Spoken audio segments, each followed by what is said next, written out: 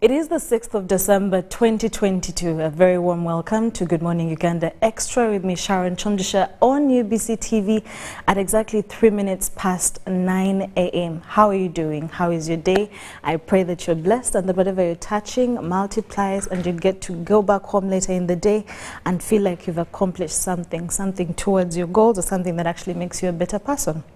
Today in studio with me is a gentleman called Herbert Ziwa, the Manager Communications National Building Review Board, and he's here to talk to us a little bit about so many things that are within this board. Now, the National Building Review Board is a corporate body established by the Building Control Act 2013.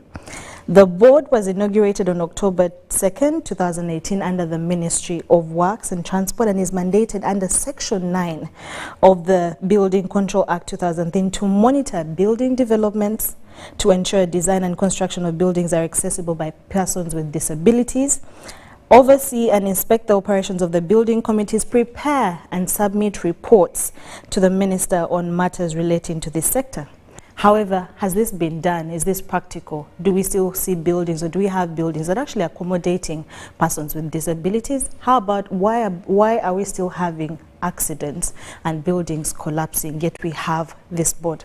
A very good morning, sir. Morning, Sharon. How are you doing? Good to see you. Good to see you too.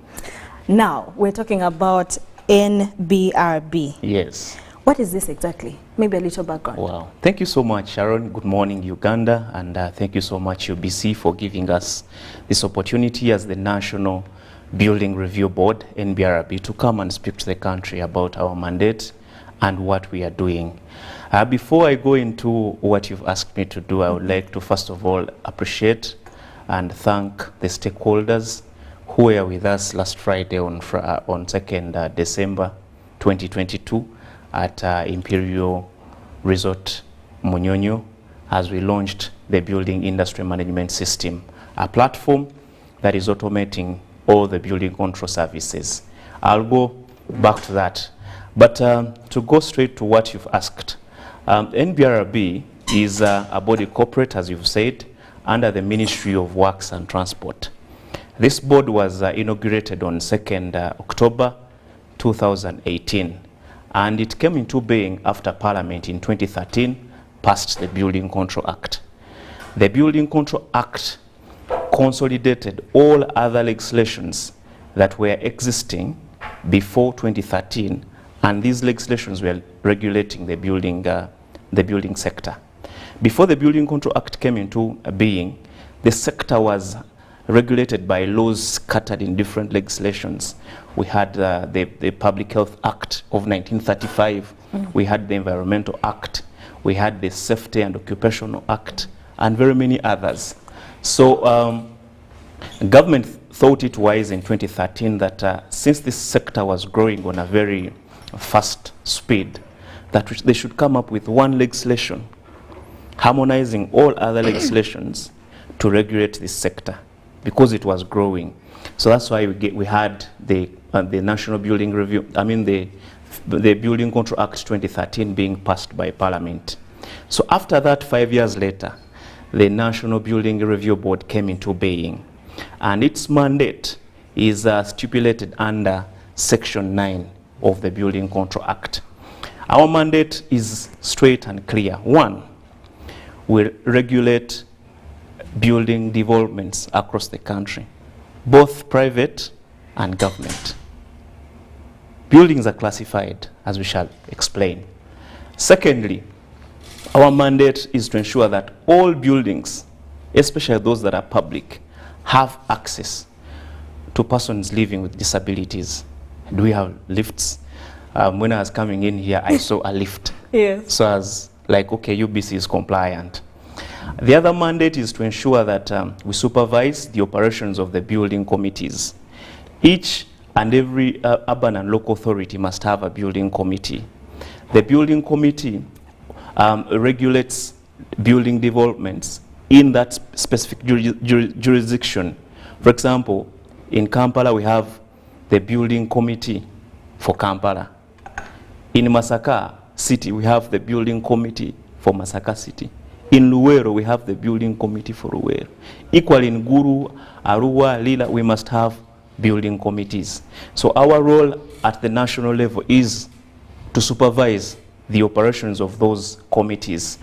The other mandate is to ensure that we set the building fees to be charged by these building committees to persons or companies that are coming up with buildings or with construction activities.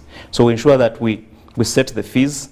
These fees are set according to cities. The cities have different fees. The municipalities have different fees. And equally, the local authorities also have different fees. And these fees are also set depending on the classification of the building. We have Class A, Class B, and Class C. So we also ensure that we set the fees that are levied by these building committees. Another mandate is we listen to appeals from those that are dissatisfied with the decisions of the building committees. For example, Sharon, you might want to put up a structure. Where do you come from? I was born here. Okay, here. Yes. Let's say, Lunguja. Okay. Lunguja is a Rubaga division. Yes, Rubaga division. For example, you might want to put up a structure. And in your own assessment, you think your structure is Class A or Class B. And you go to the building committee of Rubaga, they do an assessment, and they place a bill as the fees you're supposed to pay before you get the approvals, and you're dissatisfied. Or you might want to go and get a building permit, but from the start they deny you the permit. So you have a right to come and appeal to us with your facts. So when you come and appeal to us, there are three things that can happen. The first thing, we can either agree with the decision taken by the building committee to deny you the right to go ahead and construct. Secondly, we can tell the building committee to amend its decision. And thirdly, we can entirely go against the decision of the building committee and say, you're right, and the building committee should consider your position. But in case you're also dissatisfied with our decision as the National Building Committee, the National Building Review Board, you have a right to go and appeal our decision in the courts of law. So basically, shortly, that is our mandate that we've been carrying on since 2018. We've been into existence for now 4 years. Remember the first 2 years we had COVID, and now this, we would say we've been fully operational yes. for the last, I think, a few months. Yes. But we've tried to ensure that this sector has some harmony and sanity to ensure that we end the rampant building accidents that are tainting the image of this country. Yes. You've been in existence for 4 years, yes. but operational 2 years. Yes. You found it's national, yes. but Kampala is one of the areas yes. that has been existing even before the board was yes. established. I'm wondering, what are some of the problems you sort of inherited, or the things that you already found and you're just working against? Because you talk about, for example, buildings being able to accommodate people with disabilities. When you go, for example, downtown, and so many buildings, they don't actually have that. Yes. But you found those existing. When you go to certain places, you find that, they might not be able to accommodate other people or things. So what are some of the challenges or the things you inherited as a board, but now you're sort of undoing to make sure that your mandate is met? Okay. When we came into existence in 2018, just 6 months after, we called all the stakeholders in this sector. The stakeholders include, of course, the local authorities. We have the professional bodies and the professionals themselves. The professionals, I mean the engineers, the architects, the surveyors, among others. We called the private sector because they invest in this country. We called the development partners because they fund some of the projects. We also called other players in the building sector to have consultations on the status quo in the sector. So when we called that meeting, we found out that this sector has many challenges. Some of them are still existing, I would say, but we are doing our best as the board to ensure that we find solutions. So when we called this consultative meeting we found out that the challenges facing this sector are very many. One of them is poor workmanship. People don't follow the standards. Secondly, we found out that we have inadequate skilled manpower. We have few professionals. Even those that we have are overwhelmed. They have many sites. We also found out that we have very many masqueraders in the sector. Those who purport to be engineers, those who purport to be architects, there are very many in the sector. We also found out that the building materials have issues. And also we found out that there's total non-compliance of the existing building laws regulating the sector. So when we had that consultative meeting, it was a basis upon which, as the National Building Review Board, came up with our strategic plan, 2020-2021 to 2024-2025. And in this strategic plan, we found out that given the fact that we have limited capacity, and we want to ensure that we have efficiency, we have compliance, we have effectiveness in monitoring this sector, we thought that the only way we can effectively do that is by automating all the building control services. What are the building control services? The building control services, okay, the building control processes, applying for a building permit, seeking the services of the professionals. So everything is now automated? Yes. Okay. So that's why, since 2020, we sat down and said we have to automate this sector. That's how we came up with a building industry management system, or BIMS.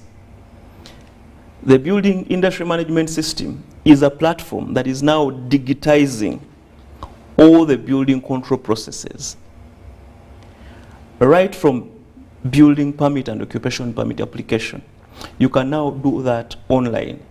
The intention is that we want to ensure that you can predict how this sector moves. Previously, we wouldn't know what the professionals are doing. You would find one professional having their stamp on 1,000 buildings. I'm just giving an example. And you ask yourself, how is this person able to monitor all these sites? One site is here in Kampala, another one is in Busia, the other one is in Arua. It is by one person. So by digitizing the sector, one, we're ensuring that all the building control processes, as I've said, are online. What do I mean? Applying for building and occupation permit can now be done online. On the system, you can schedule for routine building inspection. If you want your building to be inspected, you no longer, in the areas where the system is operational, you no longer have to go and sit at KCCA, that you wait for the building committee or the building control officer, you plead with them. No, on the system, the date when your building is supposed to be inspected is known. If you don't see the building control officer on the site, we are notified as the board that this building was supposed to be inspected on 30th of December. But the person who is supposed to inspect the building did not come. Then we take it up with them. So on the system, you can be able to pay all the building control fees. Previously, we had different assessments. The building control fees are prescribed under the Building Control Regulations 2020. As I told you, each cities, municipalities, local governments have different fees. The classifications of buildings also have different. Class A is the highest, Class B and Class C. So these fees, you would find previously that, there's an example in the Antonde. Antonde is just coming up. There's a person who went there to apply for a building permit, and an assessment that was done of the fees they are supposed to pay was out of reach, compared even to the fees that are paid here in Kampala. So what determines the fees? The fees, okay, the fees are determined, one, as I said, by the classification of the building.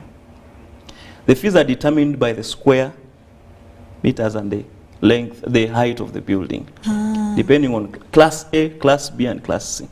Okay, I'll explain the classes. Yes. The fees are also determined by the location of the building.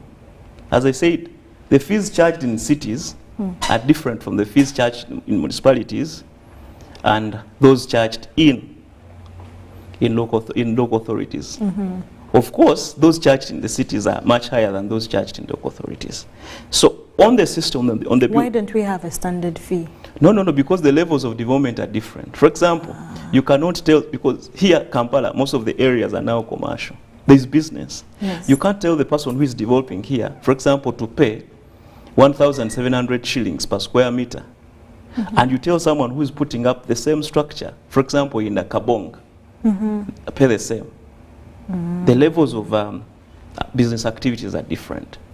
But I was still explaining the building industry management system and what it is providing. So I talked about one, that application for building and occupation permit is now automated.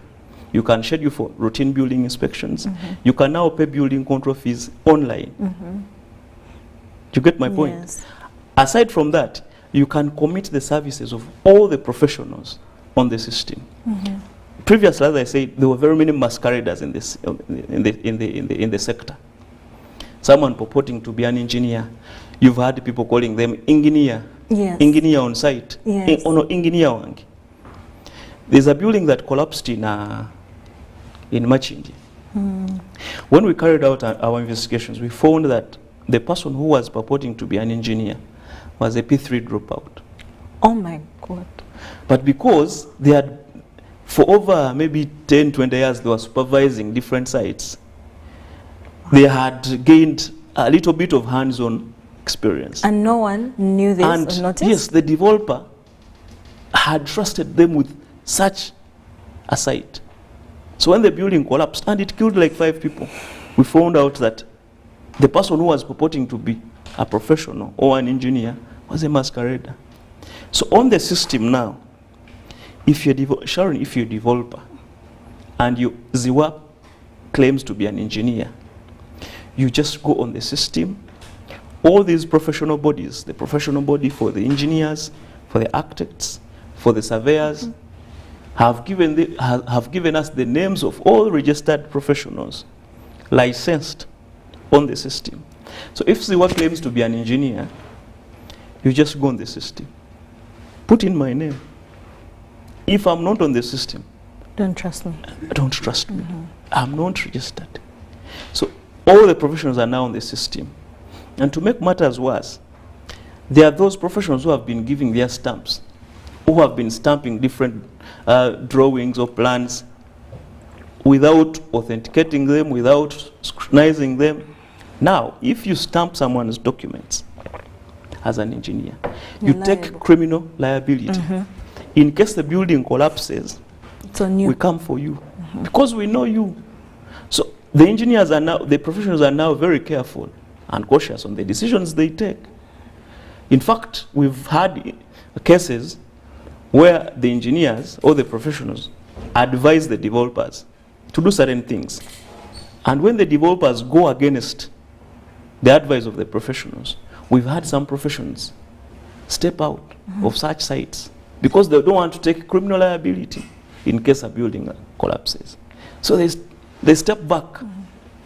And if anything happens, it is none of their business because we shall go for them. Yes. So on the system, you can find all those professionals. Still on the system, you can be able to lodge appeals. You can, as I said, if you're dissatisfied with the decision of the building committee, you can appeal to us. Now you can do that on the system. So basically, you can sit now in your office or at home, log into the system, and get all the building control services. In short, we are digitizing the Building Control Act of 2013. So you would ask me, how do I access this system? Where do I find BIMS? Yes. As I said, BIMS is an online platform. It is a platform. Just go in your browser, Google Drive, just put in bims.go.ug. If you're a new developer, you can create your own account. That account is permanent. If you have already created an account, you can proceed. The first thing you have to do on the system is to submit your development permission. Before you start constructing, you must have a development permission. Then the system will ask you to put in other details: the location of your site, the authenticity of the land ownership. Then they will ask you to put in your drawings and the names of the professionals in case your building is under class A and B that require professionals. So you will be asked to do all that on the system. What I should also tell you is that this system is interlinked with other government systems. Yes. It is linked with the Land Information Management System under Ministry of Lands. Mm-hmm. Because we have to authenticate, to find out the proof of the land ownership. It is also linked with the system of URA for revenue collection. There are those who come to Uganda, there are those who want to develop their land or to put up structures as companies. So this system is also interlinked with the system of URSB to authenticate the ownership mm-hmm. of a company, in case it is a company, are doing the development. Mm. So BIMs should be embraced. Right now, the system is operational in Kampala and Kira municipality. And I would like to thank Kampala and Kira municipality. They have been compliant. Before we launched the system, we launched the system last Friday at Imperial Resort Munyanyu. And the Minister of Works and Transport, General Edward Katumba Amala, was the guest of honor. We had very many stakeholders in the sector. So before we launched this system, we piloted it in different areas. We were in Jinja, we went to Mbarara, we were in Kira, Entebbe, and many others. So at the time of the launch, the system was fully operational in Kira and Kampala. But on that day, we gave out equipment to 25 local authorities to enable them access the system. We gave them computers, we gave them internet connectivity. So even in those local authorities, Moroto, Jinja, Soroti, Masaka, the chairperson of the building committee of Masaka was present. Masaka, Mbarara, Arua, they now have equipment and they can now come on the system to start monitoring all building developments online. Can I tell you that now at NBRB, where the system is operational, the board can sit and know how many sites are going on in, for example, in Chira. Because each site that is worked on by the professional is on the system. Each site that applied for a building permit is on the system. So what happened to the buildings that you already found existent, but they didn't follow or comply with all these things? What then is your resolution to that? There is a provision within the Building Control Act for the minister to give guidance. Of course, we don't want to assume that this sector started with the building control, with Parliament enacting the Building Control Act in 2018. 13. In 2013. The sector has been with us. Remember where we started from? Yes. From grass thatched houses. Yes. That's where we started from. But now the sector has been growing and growing and growing. So we don't want to sit at the board and assume that everything is now right and is started from 2013. People were constructing before. But within the Building Control Act, the minister is given powers to guide on what can be done to the sectors, I mean to the structures, to the buildings that were existing before the coming into force of the Building Control Act.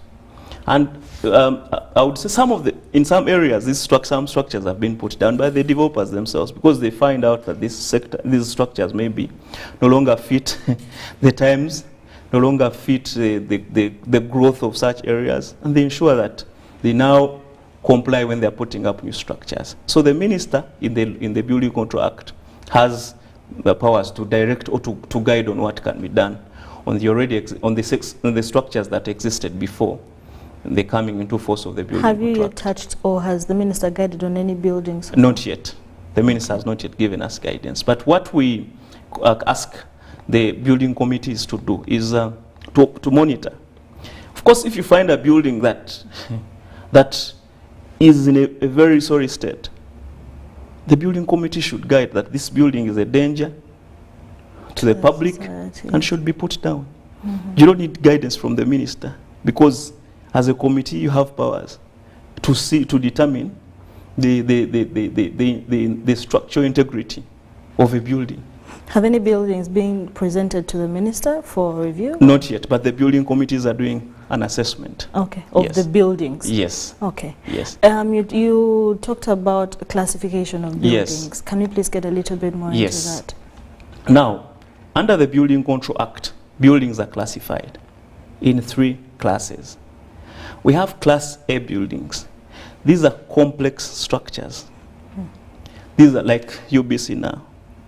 The flats, these are public buildings, constructing a hotel, a school, hospitals, churches. Is that complex, or it's complex in terms of how, what makes it complex? What makes it complex is of course the size, okay, and the requirements, the number of things that you have to do before you put up such a structure.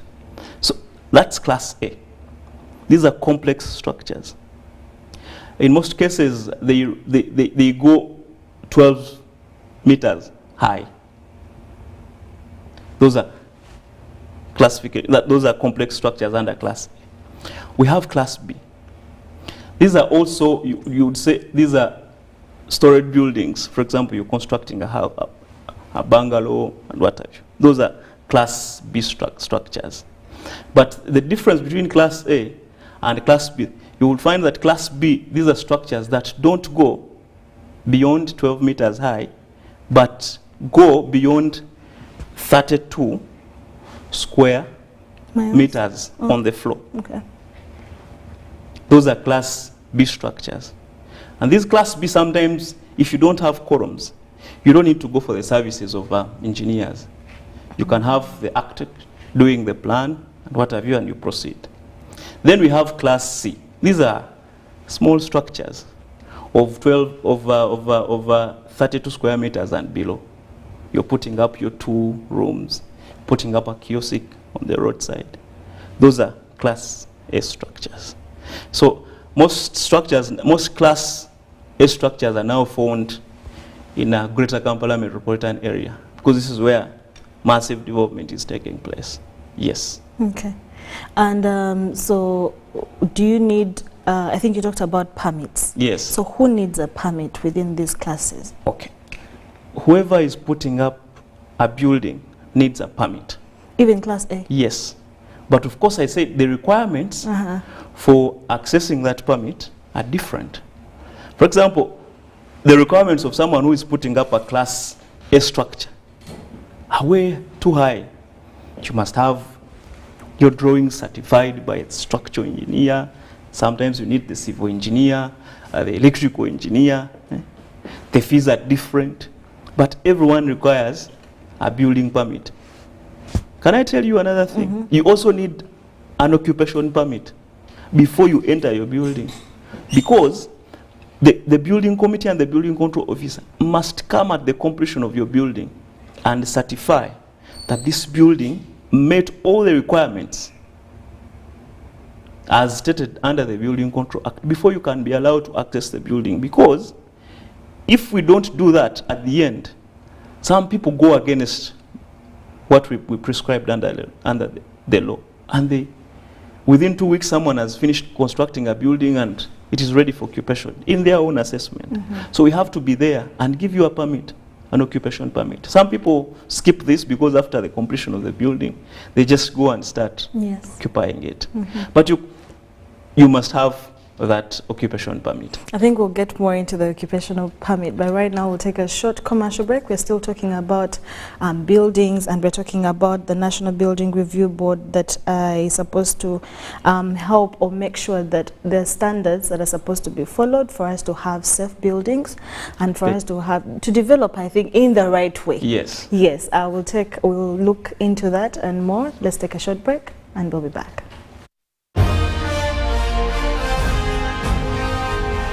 Live from UBC Studios in Kampala, this is Good Morning Uganda Extra.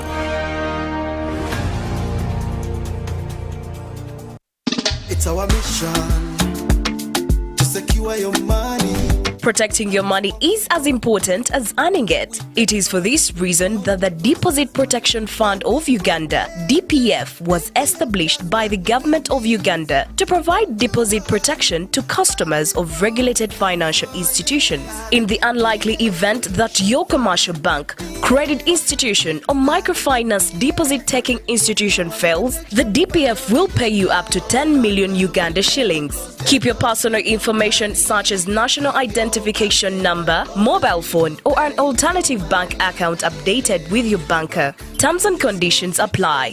For more information, contact DPF at Aha Towers, Plot 7 Lodell Road, Kampala. Call 0312-206-400 or visit our website at www.dpf.or.ug. We are the DPF. We protect your money. Protection Fund of Uganda. Pick of the day on UBC.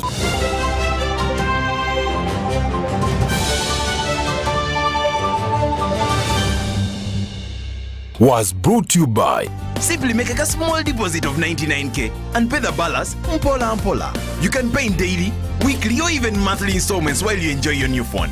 So what are you doing today? Visit any MTN shop near you and get the MTN Kabote super easy.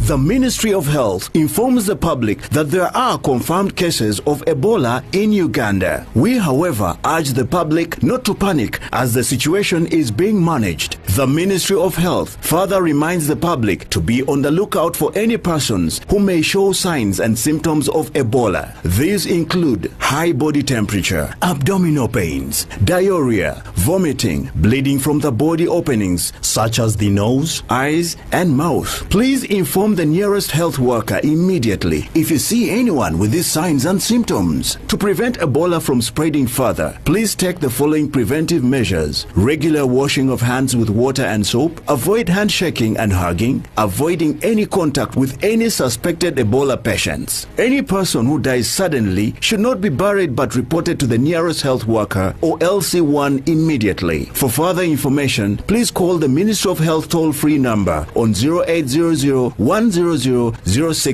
or send a free SMS to your report on 8500. This message is from the Ministry of Health with support from UNICEF and World Health Organization.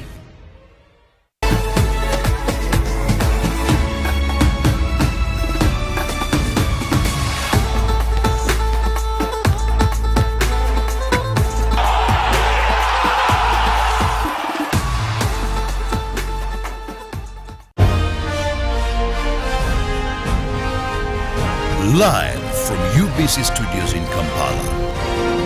This is Good Morning Uganda Extra.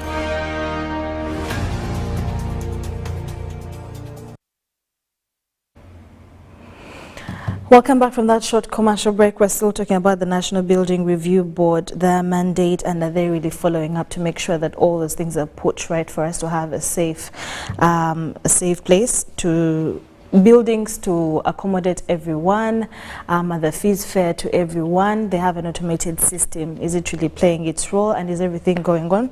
And we're talking to Herbert Ziwa, the Manager Communications in NBRB. Yes. Now, there was a ban by the Minister on the use of steel and timber for building.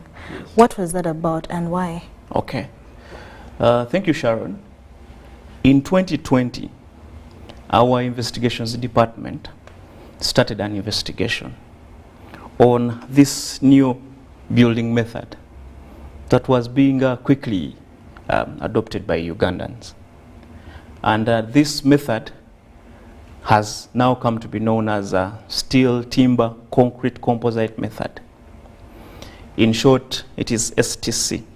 The reason why it is called STC is that the developer who brought it here has a copyright on it, and the name they gave it is STC. So in 2020, our investigations were prompted by several complaints we were getting as the board, and some of the investigations we are carrying out on some of the buildings that were coming down.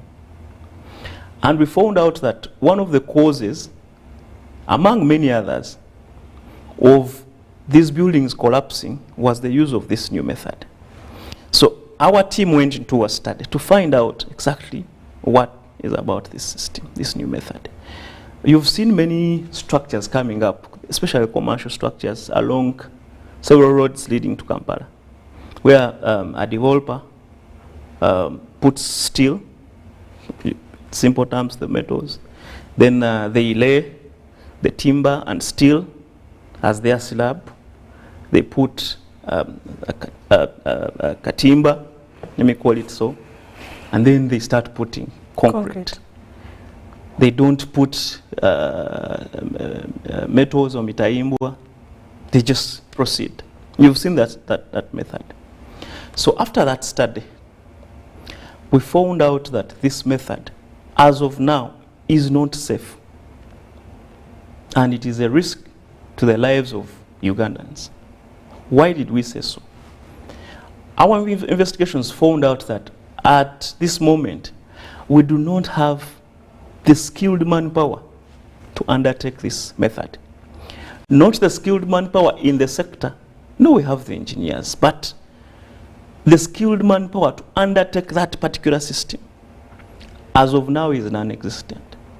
Those who are doing it now are just trying it out. Second, we found another problem with the materials. As of now, we do not know the behavior of the materials. For example, we do not know how steel and timber behave after some time. With the timber contract. And also, we do not know the classification of the materials that are supposed to be used. So for example, if you're joining steel with timber, which timber are you using? What is the maturity of this timber? From which tree? Who is the supplier? We don't know all that. And to make matters worse, we found out that those who are implementing this system, this method, when they went to the local authorities, or when they went to the building committees to ask for permission, to ask for a building permit, the approvals they got were for the old method of construction, the one we know. But on ground, they implement the new method. So right from the beginning, the method and its implementation was against the Building Control Act. So for those reasons, we advised the minister. And the minister, under Section 42 of the Building Control Act, issued a legal notice on 19th of September prohibiting the use of this method until all the safety concerns we have are addressed. But we didn't stop on the prohibition. After that, we instructed our building committees to carry out structural integrity assessments on all the structures that had been constructed using this method. For two reasons. One, if they find out that some of these structures that were constructed using this method can be retrofitted, can be improved on, they will advise that to be done. But for those structures that will be found to be totally against the law, totally unsafe, the building committees will advise that these structures be put down. So the building committees were given this assignment in September, and we gave them 6 months to report back to us. We're also doing, because we must come up with the guidelines on how this system can be in the future be implemented here. So we set up a committee. This committee has, of course, the engineers and the technical officers from the board. We involved people from the academia, from Makerere, the Department of Environment, because we need to study the timber, from technology. We also have the sector players. We also have the proponents of this method to study this method properly, do some analysis, and thereafter we shall come up with the guidelines to be followed if the prohibition is to be lifted by the minister. So after doing all that, we shall find out whether we can now advise the minister as a board to lift the ban or otherwise. There have been some arguments that as a board, maybe we are against innovation. That the world is growing, this method is being implemented. Some are saying this, it is in Dubai, it is in UK, it is in Germany. Why are you against it? Does research show that it's in those countries? Yeah, those countries are doing. Why are we not doing it here?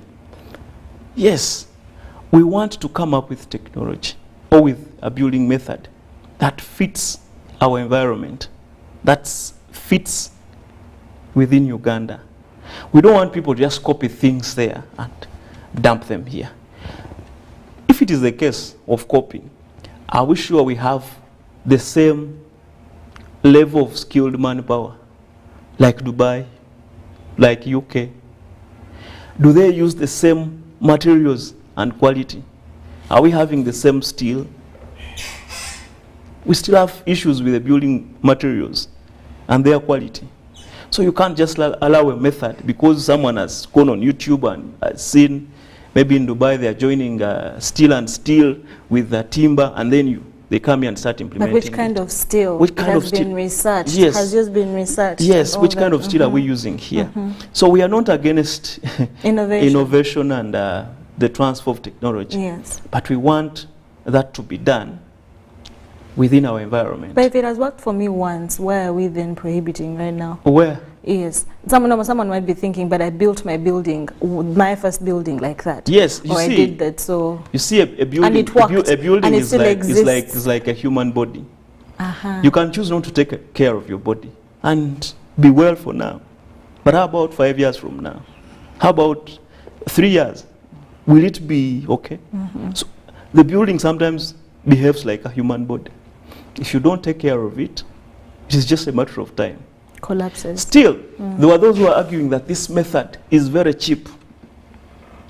You don't need to go for Mitayimbwa, you don't need to just join steel and timber. It's cheap and quick. Our mandate as the board is safety. Because you might want to cut costs at the expense of people's lives. Yes. So it is safety first. I emphasize safety first before you think about cutting the costs. Yes. And by the way, you might even find out that this method is even much expensive than the conventional method if we are to follow all the requirements. For example, steel is very expensive. True. If we are to prescribe the right steel to be used, at the end of the day, you might find out that it is more expensive than the conventional method. So I'm calling upon the developers and the sector players who are advocating for this method. We even had a meeting with them last week and we explained to them our position to give us time to study this method properly, to come up with proper guidelines. We are not against them. I know they have mobilized some of the people in the media to drum up support, of course, to push their agenda. We are not against innovation, but what we want is the safety of Ugandans. Yes. So we are not against innovation. Maybe I also wanted to talk about the building committees briefly. Yes, please. Under the law, under Section 28 of the Building Contract, each and every urban authority must have a building committee. Remember, for us, we have a national mandate. The building committees are supervised by us. So they carry out, they supervise and monitor building developments in their areas of operation. So, as I told you, we came into being in 2018, and we're the ones who are supposed to supervise and monitor the operations of these committees. So we've managed so far to put up building committees in all the 11 cities. In Kampala now we have a building committee. In Arua, in Gulu, all the 11 cities, you have building committees. In the municipalities, 31 municipalities, we have these building committees. And we've so far made sure that the local authorities, 18 of them now have these building committees. So these building committees act as our eyes in their areas of operation to ensure that we have sanity in this sector. Yes. Now, because of time, we'll talk about the National Building Review Board versus NPPB. Yes. Yes, the National Physical Planning Board. Yes. Yes. Please, what's the difference? Okay. People have been asking us that very question. What is the difference between you as the National Building Review Board and the National Physical Planning Board? Here is the difference. The National Physical Planning Board is regulated under the Physical Planning Act of 2010. And for us, we are regulated under the Building Control Act of 2013. That is already a difference. But aside from that, the Physical Planning Board also has physical planning committees in cities, municipalities, and local authorities. Equally, we also have building committees. The mandate of Physical Planning Board and the Physical Planning Committee is to guide on development, area and special development, space and area development. Their role is to guide, to plan for the area. For example, let's say Kololo, or let's say Nakasongola. They would say, this area is strictly residential. This area is commercial. Whoever is putting up any structure here should be commercial. The roads must pass here. Electricity must pass here. If you're constructing in this area, your structures must not go beyond this height. This area should be reserved for industries. It should be an industrial park. That is their responsibility as the National Physical Planning Board. Whereas as the National Building Review Board and the building committees we supervise, our mandate is strictly on the buildings. But this is how the building process starts. Before you come to us to ask for a building permission, you must first of all have a building permission, a development permission from the National Physical Planning Board or from the from the Physical Planning Committees of the area where you want to put up the structure. So our work is complementary. The process of getting a building permit or putting up a building starts with getting a development permission from the Physical Planning Committee. Yes. And then you come to the building committee to get the building permission. Because of the many questions that have been coming up, we have been having meetings and engagements between the two agencies to ensure that we streamline our operations and also create harmony and some level of awareness together, yes, on how the process starts. We need each other, and that's why we work together to ensure that before someone develops, puts up a structure, they must follow all the guidelines. Yes. Interesting. Well, let's talk about the Wetase campaign. Yes. Yes, Wetase from what? Oh, Wetase is the Uganda word. Yes. Surely it means maybe help yourself, something of that sort. Yes. Help yourself, I guess, if we loosely translate Yes, help it. yourself, yes. Yes. We found out that we have too much non-compliance in this country. So in October, we came up with this Wetase campaign. Wetase, we are basically calling upon Ugandans to help themselves. How? By reporting to us, all the building committees, building safety concerns in their areas. For example, where you come from, if you come from Lunguja and you find a building that is at the verge of collapse, report to us, report to the building committee. If you find a building that has exposed electric wires and they pose a danger, please come and report to us. If you find a building that is under construction, but the workers are not safely protected, come and report to us. Because the safety of this sector is a common good, I would say. Because Sharon, you're now at UBC. This structure might be compliant, but from here you'll go to a saloon. And most of you like going downtown to which arcade is that? It's Gazaland, Galilaya. I'm Yes. just giving an example. Yeah. Or from there, you might want to go and watch, it's a period of the World Cup. You might want to go and watch soccer in a Chibanda. Do they still exist? Yes. You might want to go and do shopping over the weekend in a structure. So whatever you do, your house might be compliant, your workplace might be compliant, but there are other areas you go to. Now that you speak, there's a mall I went to and I saw a cracks. I think I should report. Please report. Please report, because you're the eyes of the board. Please come and report to us. Oh, yes. We shall ensure that we protect your privacy. Yes. We shall ensure that the information you give us is confidential. Discreet and confidential, yes. And we ensure that we go and act, because the safety of this sector is for all of us. As I said, you might be sleeping in a house that is very compliant in Kololo, in Muyenga, but your kids go to a school. Is it compliant? You go shopping, you go to the market, you visit a relative, you go to a police station, you go to a church. Are those buildings compliant? So that's why we launched this Wait Ase campaign, asking you Ugandans to come and give us information on building-related concerns. That's why we gave people our toll-free number, or 0800-220-746. I repeat, 0800-220-746.